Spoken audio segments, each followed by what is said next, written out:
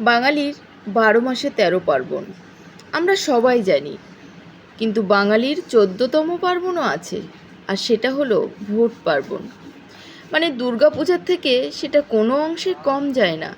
দুর্গাপূজার যেমন একটা নিজস্ব গন্ধ আছে, ভোটেরও তেমনি একটি নিজস্ব গন্ধ আছে। দুর্গাপূজায় যেমন দেবী দুর্গার দর্শন হয়, ঠিক তেমনি ভোটের সময়ও নেতাদের দর্শন পাওয়া যায়। যে নেতাদের সারা বছর টিকিও দেখতে পাওয়া যায় না, কোনো এক অদ্ভুত কারণে ভোটের আগেই তারা হয়ে ওঠে ঘরের ছেলে। ভোটের আগেই পাড়ার ভাঙা রাস্তাটা রাতারাতি কেমন মেরামত হয়ে যায়। যে রাস্তার খবর গত ৫ বছর কেউ রাখেনি, ভোটের আগেই হঠাৎ করে সেই রাস্তাটা হয়ে যায় সেলিব্রিটি। নেতারা হঠাৎ করে এই সময় কেউ কেউ হয়ে ওঠেন শেফ। সাধারণ মানুষের রান্নাঘরে ঢুকে তারা রান্না করতে থাকেন। আহা, দেখে চোখটা জুড়িয়ে যায়। আবার কেউ বা জেলে হয়ে এক বিশাল কাতলা মাছ নিয়ে মানুষের দরজায় উপস্থিত হন। পাড়ার দোকানে কাকু থেকে সারা বছর দেশের খবর না রাখা ফটিক চাঁদও পর্যন্ত সেই সময় রাজনীতি বিশেষজ্ঞ হয়ে ওঠেন। এই সময় নিজের বাড়িতে কি হচ্ছে সে খবর কিন্তু কেউ রাখে না, কিন্তু দেশকে কে ভালো চালাতে পারবে সে খবর সবাই রাখতে চায়। সবাই সে বিষয়ে নিজস্ব মতামত দিতে থাকে।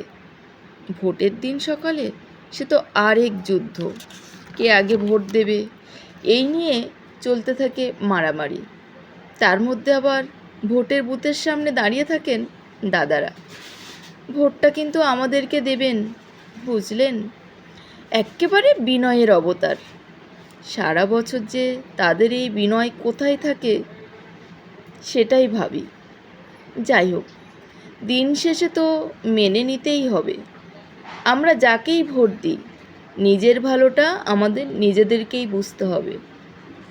ভোট মানে শুধু একটা বোতাম চাপা নয়, ভোট হলো আমাদের নিজস্ব মতামত জানানোর অধিকার। আমরা যাকেই ভোট দিই সে কিন্তু আমাদের এলাকার উন্নয়ন, শিক্ষা, রাস্তা সব কিছুর উপরেই প্রভাব ফেলবে। তাই ভোট দেওয়ার আগে অবশ্যই একবার ভেবে নেবেন। ভোট আসুক, বাঙালির জীবনে আনন্দের রং নিয়ে আসুক, গণতন্ত্রের রং নিয়ে আসুক, আশার আলো নিয়ে আসুক। কিন্তু আসলে বাস্তবটা যে কি হয় তা তো আমাদের সকলেরই জানা। এই ভোট হোক সবার আনন্দের, কারো মনে হিংসা রাগারাগি না রেখে সবাই এগিয়ে যান ভোট দিতে।